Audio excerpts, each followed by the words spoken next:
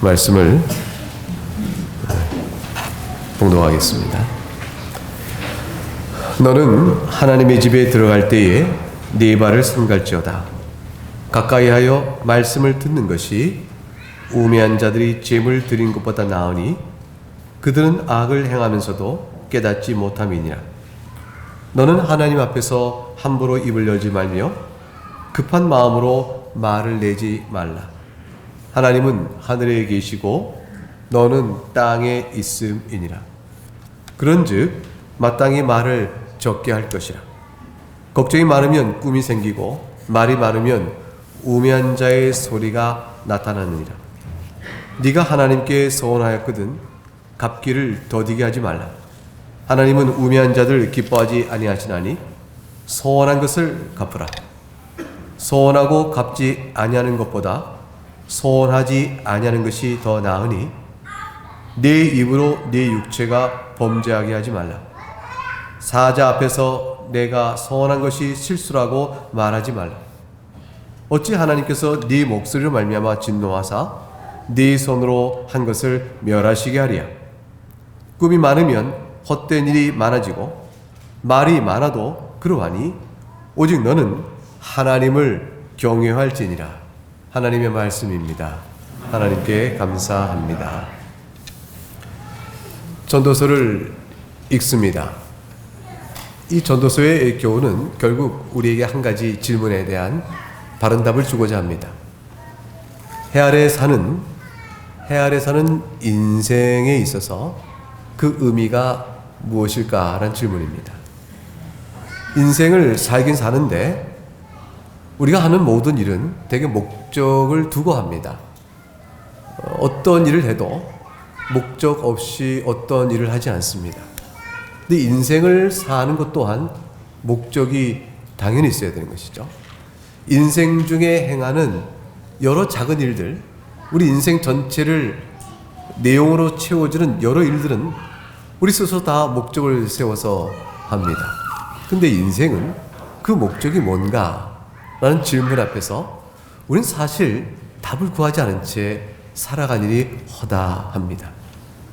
모든 일들은 내가 하는 일은 나로 인해 시작되기 때문에 내가 계획을 세우고 그 계획은 어떤 목적을 이루기 위해서 행함으로 목적이 뭐냐라는 것에 답을 할 수 있는데 인생은 나로부터 시작되는 것이 아닙니다. 주어진 인생을 그냥 시작하게 된 인생이죠. 따라서 내가 시작하여 출발한 인생이 아니기 때문에 내가 시작한 내 인생의 의미와 목적이 뭘까라는 계획을 내가 세운 것도 아니고 따라서 목적 또한 찾기가 어렵습니다. 그렇다면 그 목적을 이루기 위해서 가장 좋은 수단들 그런 것들을 찾아내는 것을 지혜다 이렇게 말하는데 그 인생을 잘 살아가는 지혜가 도대체 무엇일까라는 질문에서 우리는 답하기가 어렵습니다. 무엇을 기초로 잘 산 인생이라고 말할 수 있을까? 무엇을 통해서 말할 수 있을까? 그 목적에 일치되고 목적을 이루기 위해 가장 좋은 수단이나 방법을 찾아냈다면 그걸 찾아내는 실력이 지혜가 되는 것이죠. 한참 지혜롭구나 이렇게 말할 수 있는데 우리는 목적을 잘 모르니 그런 지혜도 찾기가 어려운 것이고 따라서 전체적으로 인생의 의미가 무엇입니까? 라는 질문은 매우 철학적이고 그리고 등 따숩고 배부를 따는 이야기지 살기 바쁜 우리들에게는 말도 안 되는 질문거리도 안 된다라고 생각하기가 쉽습니다. 그런데 우리는 인생을 살면서 그 질문이 우리에게 피해가지 않고 다가옵니다. 그 질문이 우리가 답할 수 없는 질문인데 그 질문이 계속 우리에게 다가오고 우리 가슴을 치고 질문을 던집니다. 왜 그러냐면 인생이 슬프거든요. 삶이 슬퍼요. 그 삶이 아픕니다. 그리고 삶은 실패가 계속 다가옵니다. 그 실패는 우리에게 바라던 것을 손에 쥐지 못하는 좌절을 항상 맛보게 합니다. 그리고 우리 인생은 분노가 있어요. 그런 과정에 엮여지는 분노. 그리고 삶은 기본적 고통이 있습니다. 이 고통 속에서 슬픔 겪고 아픔 겪고 좌절 겪고 실패하고 그 분노가 일어나는 이런 모든 인생이 우리를 얽어매는 그런 성격들로 다가오기 때문에 그런 것이 부딪히는 인생을 사는 이상 우리는 삶의 의미가 도대체 뭐냐? 도대체 이런 인생을 왜 사는가? 무엇을 위해 사는 것인가? 그럼 어떻게 살아야지 바르게 사는 것인가? 이런 질문에 부딪히지 않을 수가 없는 겁니다. 그 질문 앞에 답은 못 찾고 삶은 좌절스럽고 고통스러우면 선택지가 이 인생을 삶으로 겪는 고통이니 삶이 끝나면 고통은 없을 것이다.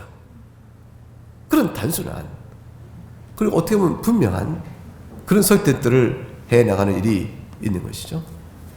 전도서는 사실 그 질문을 우리에게 던져주고 답을 찾아보라고 하는 것입니다. 그 사람들이 답을 찾게 많은 노력했던 여러 가지 경우들을 하나씩 점검합니다. 그 전도서의 결론은 하나님을 떠나면 그 인생은 이 질문에 대한 어떤 답도 찾지 못한다. 그게 결론이요 핵심입니다. 하나님을 떠난 채 인생이 그렇게 집요하게 집착하고 인생이 그것을 손에 짐으로 기뻐하고 노움으로 괴로워하고 슬퍼하고 결핍에서 고통받았던 그 많은 것들, 그것들이 과연 인생의 의미를 주는 것일까? 전도서 1장부터 몇 군데 찾아보면서 이 질문에 대한 전도서의 답을 찾아봅니다. 1장 17절을 보겠습니다.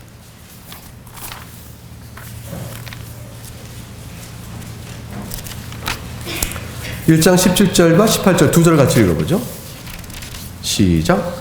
내가 다시 지혜를 알고자 하며 미친 것들과 미련한 것들을 알고자 하여 마음을 썼으나 이것도 바람을 잡으려는 것인 줄을 깨달았도다. 지혜가 많으면 본뇌도 많으니 지식을 더하는 자는 근심을 더하니라. 사람이 소위 지혜가 있으면 인생을 살만하겠다라고 말해서 지혜를 찾아봐도 전도서의 결론은 뭡니까? 헛된 것이야. 바람을 잡는 것에 그치 않는다. 답을 못 준다는 겁니다. 하나님을 떠난 지혜는 지금 말했던 모든 인생에 대한 답이 아니라는 것입니다. 쾌락은 어떨까요? 2장 1절과 2절을 보겠습니다. 같이 읽어보죠. 나는 내 마음에 이르기를 자 내가 시험 삼아 너를 즐겁게 하리니 너는 낙을 누리라 하였으나 보라 이것도 헛되도다. 내가 웃음에 관하여 말하여 이르기를 그것은 미친 것이라 하였고 희락에 대하여 이르기를 이것이 무슨 소용이 있는가 하였노라. 쾌락은 답이 아닙니다. 하나님을 떠나서 자기의 마음을 기쁘게 하는 어떤 것, 그 즐거움, 그 모든 것도 헛되도다 했고 미친 것에 불과한 것이고 소용이 없다라고 결론을 딱 내려줍니다. 하나님을 떠난 쾌락, 마음의 기쁨, 즐거움, 웃음 그 어떤 것도 답이 아닙니다. 사람이 열심히 일해서 뭔가 업적을 쌓으면 어떨까요? 내가 수고하여 뭔가를 성취하면 어떨까요? 2장 11절 말씀 같이 읽어보죠. 그 후에 내가 생각해 본즉 내 손을 한 모든 일과 내가 수고한 모든 것이 다 헛되어 바람을 잡는 것이며 해 아래에서 무익한 것이로다. 업적 쌓아도 다 보니 헛되고 바람을 잡는 것이요 무익하다. 하나님을 떠난 그 수고와 그 노력이 어떤 결과를 내어도 하나님을 떠난 것은 바람을 잡는 것에 불과하다. 18절, 2장 18절과 20절 가보죠. 같이 세 절 읽어봅니다. 시작. 내가 해 아래서 내가 한 모든 수고를 미워하였노니 이는 너희들을 이을 이에게 남겨주게 됨이라. 그 사람이 지혜자일지 우매자일지야 누가 알랴마는 내가 해 아래서 내 지혜를 다하여 수고한 모든 결과를 그가 다 관리하리니 이것도 헛되도다. 이러므로 내가 해 아래서 한 모든 수고에 대하여 내가 내 마음에 실망하였도다. 같은 내용입니다. 내가 아무리 수고해도 내 수고한 것을 수고한 내가 누리지 못하고 놔두게 될 때 나는 세상을 떠나는데 내 뒤에 을 사람이 그 수고를 맡아서 관리하거나 다루게 될 것이라는 것이죠. 근데 그 지혜자의 우매인지 알지 모르니 내가 평생을 다해 수고한 결과가 남는 것이 아니라는 것이죠. 남는 것이 아니라 그러지 헛되다라고 말합니다. 2장 23절에 가게 되면 이렇게 결론을 내립니다. 읽어봅니다. 일평생에 근심하며 수고하는 것이 슬픔뿐이라 그의 마음이 밤에도 쉬지 못하나니 이것도 헛되도다. 일평생 근심하고 수고했는데 슬픔이요 밤에도 쉬지 못하고 마음에 애를 썼으나 헛된 일에 불과하다고 말합니다. 하나님 떠나면 이 모든 것들은 이런 성격을 필요할 수 없습니다. 권력은 어떨까요? 4장 가볼까요? 전도서 4장 15절과 16절 가서 손에 권력을 쥐고 많은 사람을 다스리며 왕도 돼가는 그 재미는 어떨까요? 15, 16절 같이 읽어봅니다. 내가 본즉 해 아래서 다니는 인생들이 왕의 다음 자리에 있다가 왕을 대신하여 일어난 젊은이와 함께 있고 그의 치를 받는 모든 백성들이 무수하였을지라도 후에 오는 자들은 그를 기뻐하지 아니하리니 이것도 헛되어 바람을 잡는 것이라. 권력이란 것도 권력 무상이죠. 결국 이것도 하나님 떠나는 것 자체로는 의미가 없다. 삶의 목적과 설명을 못 준다는 것입니다. 이런 모든 일들은 인생이 놓여있는 환경 자체가 이렇게 쾌락이요, 지혜요, 권력이요, 그 모든 즐거움, 그 어떤 걸 누리고 애쓰고 수고해봐도 헛된 것이 되는 인생의 무력함을 말할 뿐더러 삶이 살아가는 환경 자체가 우리를 그냥 두질 않습니다. 4장 1절에 가게 되면 해 아래 사는 인생이 기본적인 틀이 있다는 것이에요. 이 기본 틀에 사는 인생이 그렇게 의미와 어떤 행복을 그 자체로 누릴 수 없는 그것이 있어요. 즉 하나님을 떠나서 인생 그 자체가 절대적으로 스스로 결코 의미를 찾을 수 없고 그 기쁨의 궁극적인 가치를 스스로 찾을 수 없는 것은 그 인생이 놓이는 환경과 구조 때문에 그렇습니다. 4장 1절을 같이 읽어보죠. 시작. 내가 다시 해 아래서 행하는 모든 학대를 살펴보았도다. 보라, 학대받는 자들의 눈물이로다. 그들에게 위로자가 없도다. 그들을 학대하는 자들의 손에는 권세가 있으니 그들에게는 위로자가 없도다. 세상도 위로자를 필요하고 몸을 가지고 사는 육적 인생도 위로자가 필요하고 영적인 측면에서도 위로자가 필요합니다. 세상은 먹고 사는 인생 속에 학대자가 있고 영적으로 우리의 영혼을 해치고 괴롭히며 죄 가운데 이끌려 하나님 앞에서 무너지게 만드는 그러한 또한 학대자가 있습니다. 영육 간에 살아가는 이 모든 인생은 결국 위로자가 오직 필요한데 인생 스스로가 이 위로자 없이 살 수 있겠느냐는 것입니다. 결국 삶은 그 스스로 의미를 찾지 못하는 것은 우리는 누구나 다 누군가가 나의 슬픔과 누군가 나의 고통과 누군가 나의 좌절과 누군가 나의 아픔과 이거를 다 알아줘서 그 모든 걸 보듬어주는 한 분이 있기를 원합니다. 그 분이 세상에는 없는 것이고 하나님 없이 인생이 그 자체로 그분을 찾을 수가 없다는 것이에요. 인생의 모든 것이 나의 위로를 대체할 그 위로자를 대체할 그것이 없어요. 오직 그 우리의 참된 위로는 하나님에게서만 오게 되어집니다. 4장 2절 보세요. 그 궁극적인 이유가 여기 있어요. 4장 2절 읽어봅니다. 시작. 그러므로 나는 아직 살아있는 산자들보다 죽은 지 오랜 죽은 자들보다 더 복되다 하였으며. 인생은 죽습니다. 죽음에 삼켜지는 인생은 결국은 스스로 위로자를 인생 자체에 찾을 수가 없는 것이죠. 4장 4절에 보니까 우리가 사는 인생은 이래요. 내가 또 본즉 사람이 모든 수고와 모든 재주를 말미암아 이웃의 시기를 받으니. 뭔가 내가 재주가 있고 수고하여 업적을 내도 결국 우리를 감싸고 있는 인생은 위로를 필요한 인생인데 시기를 받고 미움을 받습니다. 그러니 그 모든 재주의 자랑이 우리의 참된 위로가 못 되는 겁니다. 4장 8절에 가니까 결국 이 인생은 외롭다고 말합니다. 4장 8절을 같이 읽어보죠. 시작. 어떤 사람은 아들도 없고 형제도 없이 홀로 있으나 그의 모든 수고에는 끝이 없도다. 또 비록 그의 눈은 부요를 족하게 여기지 아니하면서 이르기를 내가 누구를 위하여는 이같이 수고하고 나를 위하여 쓰는 행복을 누리지 못하게 하는가 하여도 이것도 헛되어 불행한 노고로다. 결국은 아들도 필요 없고 형제도 필요 없고 내가 오직 내 부요를 위하여 내 인생을 건다고 매달려서 그렇게 애를 써도 결국 그 외로움 속에 축적된 부와 외로움 속에 얻어진 권력과 그 외로움 속에서 내가 얻어진 모든 성취는 결국 우리를 불행하게 할 따름이다. 결국은 인생은 놓여진 환경이나 살아가는 모든 것들 그것들의 하나하나를 다 꼽아도 솔로몬은 결론 내립니다. 이것은 하나님 없이는 다 헛되다. 솔로몬이 그런 인생의 결론 내릴 만큼 자격이 있는가, 능력이 있는가, 그만큼 아는가라고 볼 때 당대에 솔로몬은 지혜자가 없다고 되어진 사람. 모든 부에 솔로몬은 부를 누린 사람이 없고, 권력에 솔로몬은 권력을 누린 자가 없고, 쾌락과 즐거움을 얻기에 솔로몬을 누릴 만한 사람이 없었어요. 그러니까 솔로몬은 이 세상에서 사람들이 인생의 의미를 이것에 둬볼까? 나는 인생을 여기다 걸고 살만해. 나는 거기에 나의 전력 투구 다 할 거야. 그래서 얻은 성취를 내 사람 앞에 자랑하며 보라 내 인생은 보람되고 성공했다.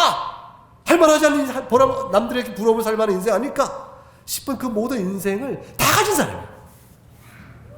다 가진 사람이에요. 그리고 지혜와 철학도 있는 사람이에요. 근데 결론을 내서 짚어봅니다. 하나님 없이는 이 모든 것들은 답이 아니라. 솔로몬은 이미 하나님만이 인생의 답을 준다는 사실을 앞에서 암시적으로 해놨습니다.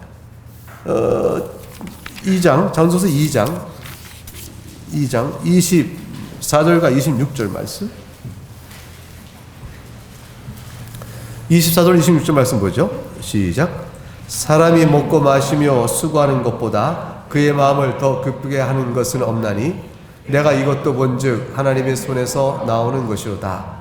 아, 먹고 즐기는 일을 누가 나보다 더해 보았으랴. 하나님은 그가 기뻐하신 자에게는 지혜와 지식과 희락을 주시나 죄인에게는 노고를 주시고 그가 모아 쌓게 하사 하나님을 기뻐하신 자에게 그가 주게 하시지만 이것도 헛되어 바람을 잡는 것이라. 사람이 수고하고 모든 것을 얻어보겠다고 애를 써보지만 그래서 사람이 노력해서 얻는 것도 인과관계의 필연적 결과를 얻는 것도 아니라는 거예요. 그러니까 가만히 생각하니까 하나님께서 이 역사를 주관하고 있단 말이죠. 그러니까 어떤 자가 기쁨을 얻고 어떤 자는 지혜가 있고 어떤 사람은 지식도 있고 어떤 사람은 이 모든 것들이 어떻게 있나 희노애락과 모든 삶의 성취를 보니까 이게 사람의 노력으로 얻는 필연적 결과도 아니고 그것도 기회가 맞아야 되고 또 여러 형편의 사람이 어떻게 할 수 없는 환경과 기회 안에서 그가 누리는 것이다 하는 걸 알게 되어지는 것이죠. 돈을 번 사람이 자기가 노력을 했겠다 하지만 노력만으로 버는 돈이 아니죠. 자신이 어떤 성취가 내가 노력을 했겠다 하지만 그 자기 노력의 결과로만 다 얻는 성취가 아닌 것입니다. 결국 어떤 자는 그보다 배나 더 노력했지만 얻는 일이 없고 어떤 그보다 반절도 노력 안 했지만 얻는 것이 큰 삶도 있는 겁니다. 결국 인간의 노력을 하는 한계가 있고 결과를 보장할 수도 없는 것이다. 근데 이것은 하나님 주신 대로 살 뿐이구나. 그걸 알게 된 것이죠. 그러니 하나님 없는 인생이 어떻게 스스로 의미와 목적을 찾을 수 있겠는가? 허망할 수밖에 없는 것이 아닌가?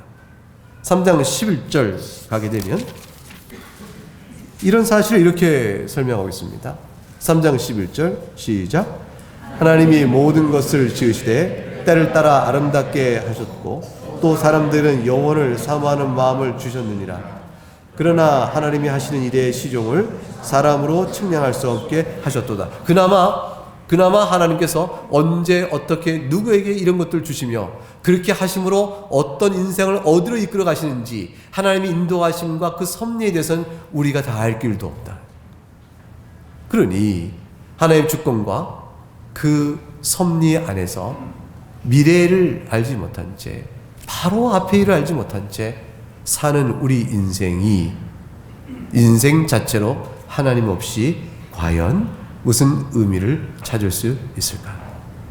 3장 14절에 가게 되면 하나님께서는 행하시는 모든 것이 영원하고 이에 더할 수 없고 그것을 덜할 수도 없으니 이같이 행하심은 사람들이 그의 앞에서 경외하려 하게 하려 하신 줄 내가 알았도다. 결국은 인생은 자기 겪는 모든 걸 통해서 인생 자체 안에 답이 없음을 깨닫게 하시는 거예요. 하나님은 그래서 우리에게 모든 걸 알려주지 않으세요. 우리는 기도하여 내가 구하는 바를 알게 하고 그 뜻을 알게 하시면 얼마나 좋을까 하는 생각할지 모르지만 하나님은 알려주지 않아 하십니다. 하나님께서 딱 한 가지 목적이 있으세요. 하나님만이 하나님이시구나. 우리 인생은 인생인 것이구나. 그걸 알게 하시는 것이죠. 그래서 하나님을 경외하려 하게 하려 하심인 줄을 내가 알았도다. 그러니 솔로몬의 지혜가 여기 있는 것이죠. 이 모든 것들 자체로선 뜻이 없고 하나님을 경외하는 데로부터 그 의미를 갖는다. 갑자기 인생 겪는 모든 일들이 의미가 부여되는 새로운 안목을 여기게 된 것입니다.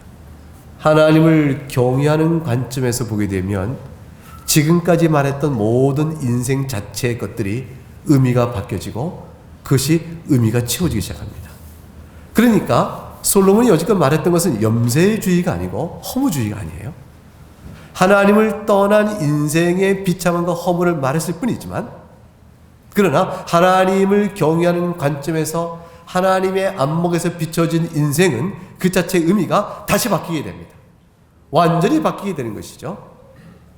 3장 17절, 그것은 바로 종말론적 관점과 이어집니다. 3장 17절을 같이 읽어봅니다. 시작.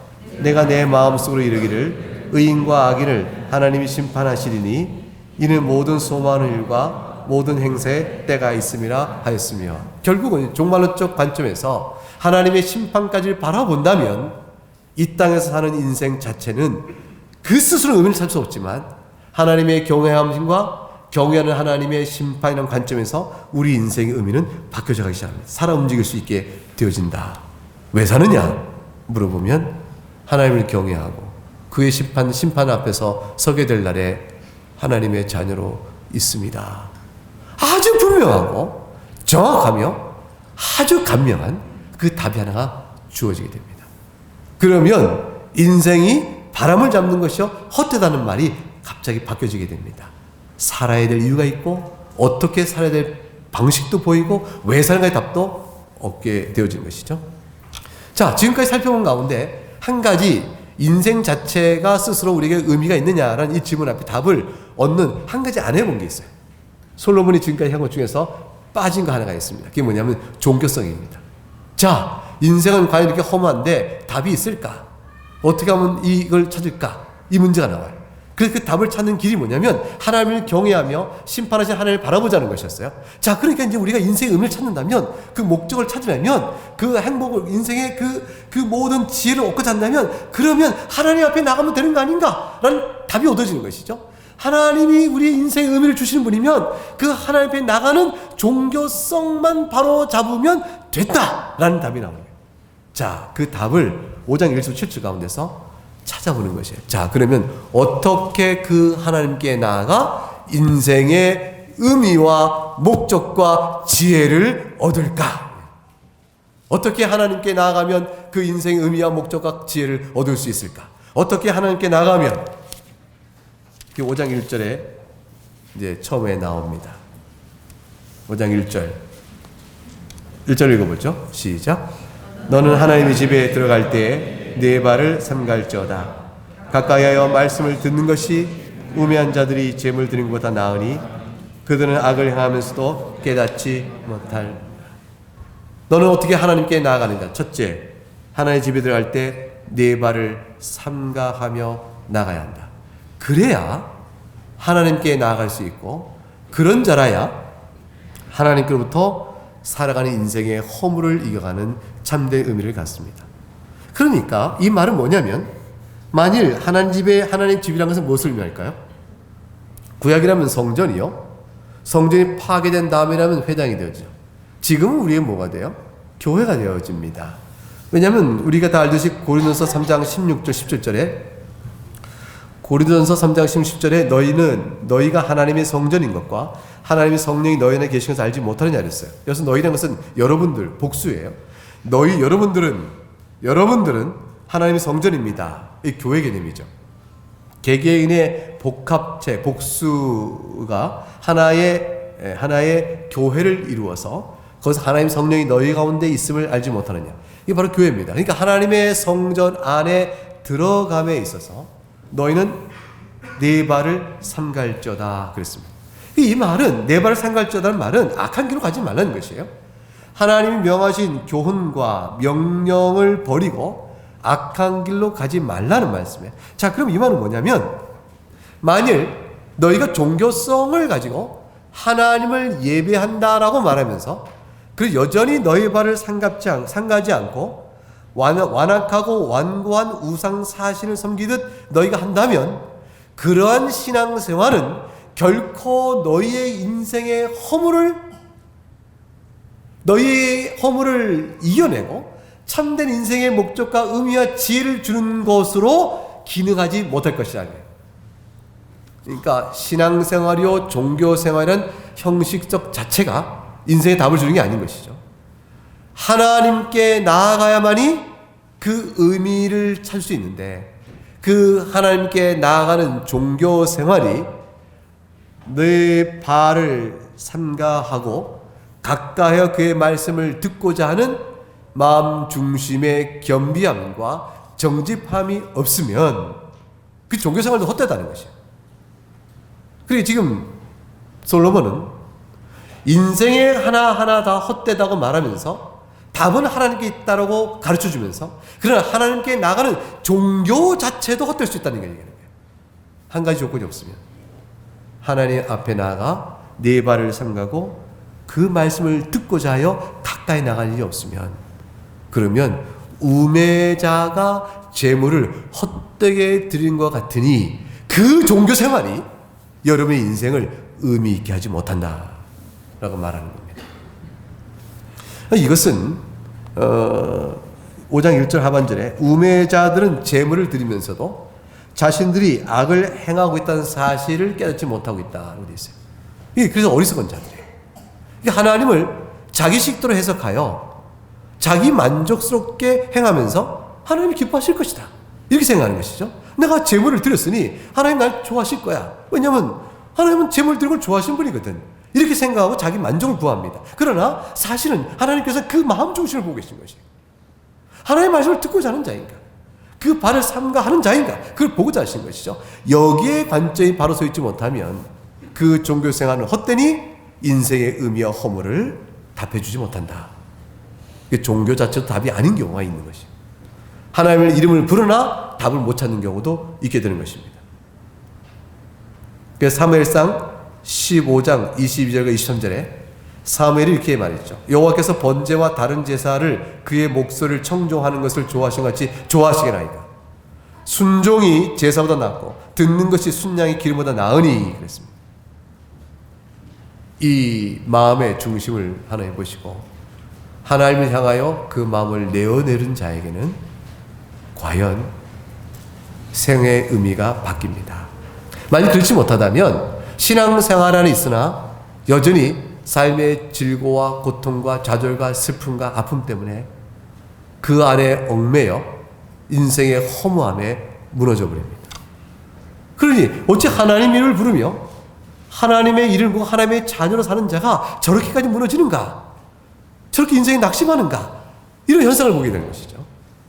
그래서 고통과 좌절의 비명과 신음이 없다는 것이 아니고, 그에 불구하고 삶의 의미를 끝까지 붙들 만한 참된 신앙적 의미, 하나님께 나가는 것은 하나님께 이 마음의 중심을 내어드는 데 있다라는 것입니다. 그러므로 2절 같이 읽어봅니다. 시작. 너는 하나님 앞에서 함부로 입을 열지 말며 급한 마음으로 말을 내지 말라. 하나님은 하늘에 계시고 너는 땅에 있음이니라. 그런즉 마땅히 말을 적게 할 것이다. 그러므로 하나님 앞에서 함부로 급한 마음으로 말을 내지 말라 했습니다. 이 말은 무슨 말이냐면, 우리가 말을 급하게 함부로 할 때는 어떨 때냐면 마음의 성정대로 쏟아낼 때예요. 마음의 욕정과 판단과 지식의 오류, 감정상의 오류, 선택적 오류가 있는 우리들이 그 오류를 간과하고 무시하고 있다고 생각지 않고 자만과 교만 속에 있을 때 성급한 마음으로 자신의 판단과 원함을 막 내어놓게 되어집니다. 기도도 그렇게 하는 것이죠. 하나님과 단판지겠다 나서면서 그렇게 쏟아부읍니다. 그리고 답을 얻었다고 득이하여 양양하지만 결국 돌아오는 것 실패와 좌절이 올 때 다시 하나님을 원망하는 이런 악순환으로 벌어지게 되어집니다. 그래서 안 된다는 것이에요. 너희는 피조물임을 잊지 말고, 네가 지금 예배하는 그 하나님이, 네가 기도하고자 하는 그 하나님이, 네가 하나님께 요구하고자 하는 그 하나님이 하나님이신 걸 기억하라는 것이.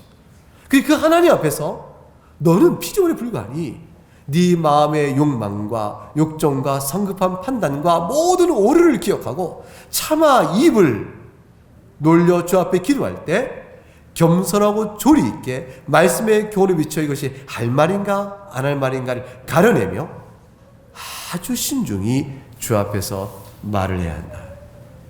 그것이 바로 하나님 예배하는 합당한 신앙의 태도이니라. 그러므로 말을 적게 하라 그랬습니다. 사실 사람과 사람 사이의 관계에 있어서도 야고보서 1장에 말한 것처럼 듣기는 속히 하고 말하기는 더디하고 성내기도 더디하랬어요. 사람 사이의 관계도 그리하라 말씀하시거늘 하물며 하나님과의 관계 속에서 하나님의 말을 듣고 하나님의 뜻이 무엇인가를 분별하며 그 교훈의 뜻을 삼가 숙고하고 묵상하기보다 내 말을 하나님께 더 쏟아붓고 그래야 그것을 기도라 말하며 내 뜻을 이루어지기를 말하고 하나님께 그걸 요구하는 식의 방법의 신앙적 태도는 결국은 자기 생각에 갇혀서 자기 인생의 문제를 바라볼 때 답을 못 찾게 된다는 것이죠. 오늘 이 말씀을 주는 겁니다. 종교는 하나님께 나아감으로 인생의 허무에 답을 주는 것이지만 이와 같이 하는 경우에는 종교조차도 답을 주지 못한다. 이사야 55장에 나온 대로 하나님 생각은 우리 생각과 다릅니다. 하나님께서 이끄시는 길은 우리 생각에 가고자 하는 길과 다릅니다. 왜냐하면 하늘이 땅보다 높은 같이 하나님이 내시는 길은 우리가 가고자 하는 길과 보다 높고 하나님의 생각은 우리 생각보다 높기 때문입니다. 그러므로 그의 말을 듣기를 기다려야 합니다. 3절 말씀에 걱정이 많으면 꿈이 생기고 말이 많으면 우매한 자의 소리가 나타난다고 그랬습니다. 이 걱정이 많다라는 말은 욕심이 많아서 걱정이 많은 거예요. 이것도 있으면 좋겠고 저것도 있으면 좋겠고 온갖 마음의 계획과 원함이 있습니다. 마음에 원하는 것과 계획이 있으니 그것을 이루고자 하는 애씀과 노력과 또 궁구 또 마음의 계획들 이런 것들이 많으니까 꿈이 생긴다는 말은 뭐냐면 자고 있지 못한 채 계속 상념이 머릿속에 떠도는 겁니다. 이 생각에 저 생각에 궁리가 계속 돌면서 그것이 이랬으면 좋겠다 저 생각으로 마음이 복잡해지는 것이죠. 그러니까 말이 많아지고 그 말이 많아서 떠오른 생각과 쏟아붓는 말은 어리석은 자의 소리에 불과하게 되어진다는 것이죠. 왜냐하면 이 모든 것은 하나님 주권적으로 하시는 일이거든요. 그러니 그렇게 되하여 4절과 6절에 종교 실수 중 하나가 나오는데 그게 서원이에요. 서원을 말합니다. 하나님께 이렇게 해주시면 제가 이렇게 하겠습니다. 또 내가 이렇게 하겠나이다. 그러니까 주께서 이렇게 나를 돌봐주옵소서. 자신이 하나님께 약속과 서원을 해버립니다. 서원을 함부로 내놓게 되어지죠. 무엇 때문에? 교만과 의와 자기의 욕심 때문에. 하나님의 능력을 도구로 써서 자기 뜻을 이루고자 할 때에 하나님을 감동시켜 자기의 원함을 얻고자 할 때 서원이 성급해지고 급히 나오게 되어집니다. 그러지 말라는 것이에요. 왜냐하면 서원은 더디게 해야 돼요. 근데 서원을 급해 놓으면 갚을 때 어려워집니다. 서원은 갚아야 하는 것인데 하나님께 한 약속을 함부로 취소할 수가 없잖아요. 사람과의 약속도 신실해 하거늘 하나님과의 약속이 오죽이나 하겠습니까? 하나님은 서원한 것을 갚지 않는 것을 기뻐하지 않는다라고 했습니다. 차라리 갚지 못할 서원한 것보다는 아예 서원을 안 하는 것이 낫다라고 말씀합니다. 그리고 6절에 가서 나중에 가서 아차 그 실수였습니다. 제가 차마 그때 하지 못할 일을 실수했습니다 라고 말하지 말라고 말합니다. 내 입으로 네 육체가 범죄하지 말라라는 말은 네가 마음이 급하여 쏟아낸 말이 네 육체의 정욕대로 살아가는 인생이 되니 내 인생 자체를 범죄케 하는 것이라는 뜻입니다. 그러면 하나님께서는 네 목숨을 진노하사 네 손을 한 것을 멸하시지 않겠느냐. 하나님의 심판과 진노 아래 있어서 네가 해놓은 것조차도 나중에 없어지게 될 것이라 말씀합니다. 결국 인생의 성급함과 그가 하나님 앞에서 나오는 모든 일에 대한 일은 다 마음의 교만이요 정욕으로 쏟아놓으니 하나님이 너와 같은 줄 알고 하나님을 그렇게 대하면 안 된다라고 말씀하는 겁니다. 이렇게 되어지면 하나님께 가까이 나가는 것이 인생의 답일진데, 그러나 이런 식의 종교 생활은 아무리 하나님께 가까이 나가도 인생의 답을 못 찾는 게 되어지는 것이에요. 다시 말하면 하나님을 경외함으로 기뻐하는, 하나님을 경외함으로 즐거워하는, 하나님을 경외함으로 인생의 만족을 구하는, 하나님을 경외함이 인생의 목적이 되어지는 그런 인생살을 못 살게 된다는 것이에요. 이렇게 되지 못하면 종교 생활하고 하나님 이름을 부르지만 목적과 의미는 전부 자기에게 있는 것이에요. 나의 만족이요, 내가 바라는 것을 얻는 것이요, 그것을 이룸에 있어서 신앙생활의 목적이 주어져요. 하나님은 결국 수단이 되어지는 말죠.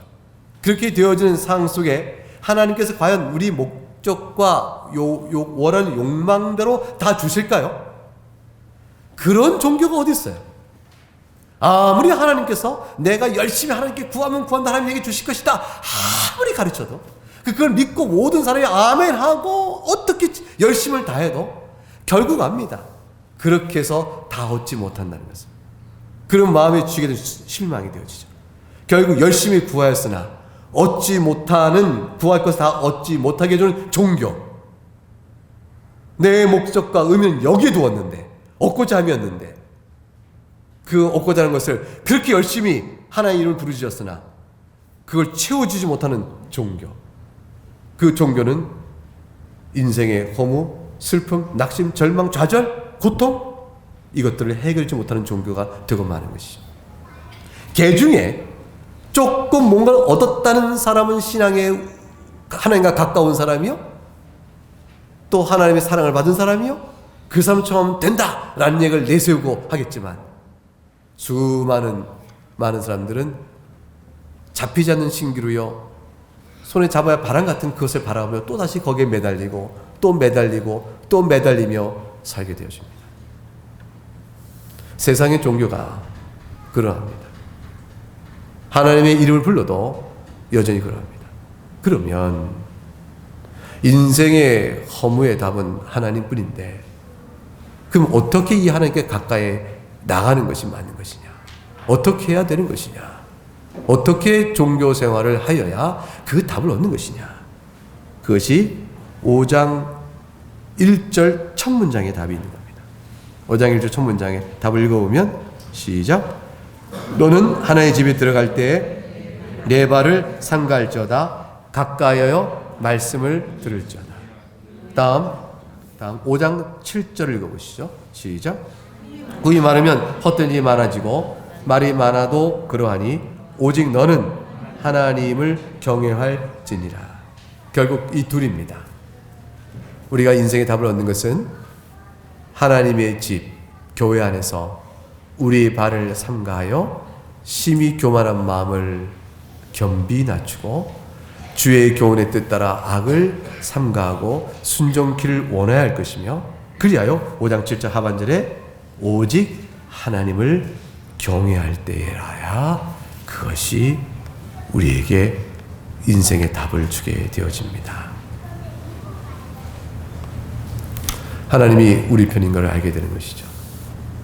그리고 영원한 하나님 앞에서 하나님을 경외하는 가운데 모든 인생의 크고 작은 의미를, 가치를 새롭게 보며 살아가죠. 그러니까 세상에 볼 때는 미천한 자가 될지라도 하나님 앞에서는 영광스러운 자로 서갈 수가 있는 것입니다. 세상에서는 조롱과 멸시를 받아도 하나님 앞에서는 담대한 자로 살아갈 수가 있는 겁니다. 이 기쁨과 이 가치를 놓쳐버리면 인생 중에 무엇으로 그 존귀함을 우리가 이루어갈 수가 있겠습니까?